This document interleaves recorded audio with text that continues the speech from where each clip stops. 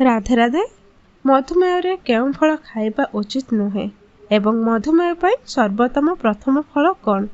मधुमेह पाई 4टी सर्वोत्तम फल अछि। एप्पल।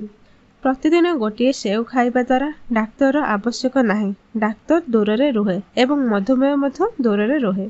सेव डाएट्री फाइबर रे भरपूर, जहा मधुमेह रोगी पाई उपयुक्त फल।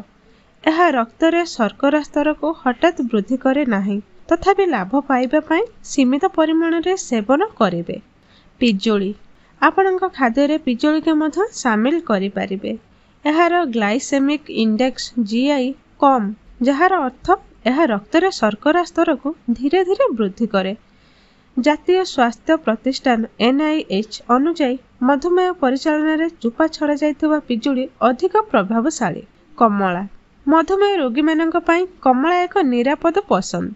एथिरे फाइबर मध्य भरपूर एवं एहार ग्लाइसेमिक इंडेक्स जीआई कम, जहा यह आपणक खाद्य रे एक उत्तम जोग करिथाय। एहाको उपभोग करिवार सर्वोत्तम उपाय हेउछि घरे ताजा जोश करी पी पारिबे।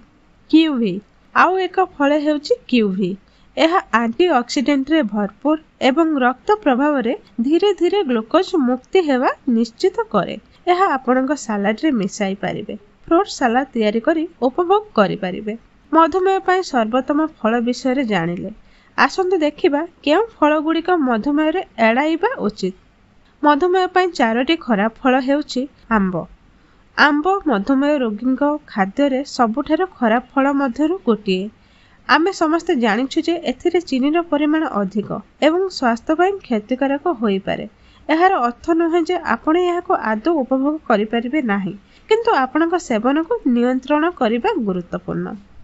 अंगूर। आंब परि अंगूर रे प्राकृतिक शर्करा अधिक थाए। एथिरे थिबा फ्रक्टोज रक्त शर्करा स्तर को हठात वृद्धि करि पारे। मन रखंतु सर्वदा एहाको सीमित परिमाण रे खांतु। लिची। मधुमेह रोगी खाद्य लिची बाद देबा उचित। आपण एहाको सीमित परिमाण रे खाई परिबे, किंतु अत्यधिक खाइबारु दूरे रहंतु। एहाको अधिक खाइबा द्वारा रक्त रे शर्करा स्तर वृद्धि करि पारे एवं अवस्था को आहुरी खराब करि पारे। कदली। कदली रे चीनीर परिमाण मध्य अधिक थाए, तेणु आपण एहार व्यवहार को सीमित करिबा उचित। जदिओ एथिरे फाइबर परिमाण अधिक, किंतु जदि आपण एहाको सीमित परिमाण रे खांती तबे ही एहार लाभ मिलि थाए। दर्शक बंधु, वीडियो भलो लागुथिले आम वीडियो को लाइक करिवे, चैनल को निश्चित सब्सक्राइब करिवे। धन्यवाद। राधे राधे।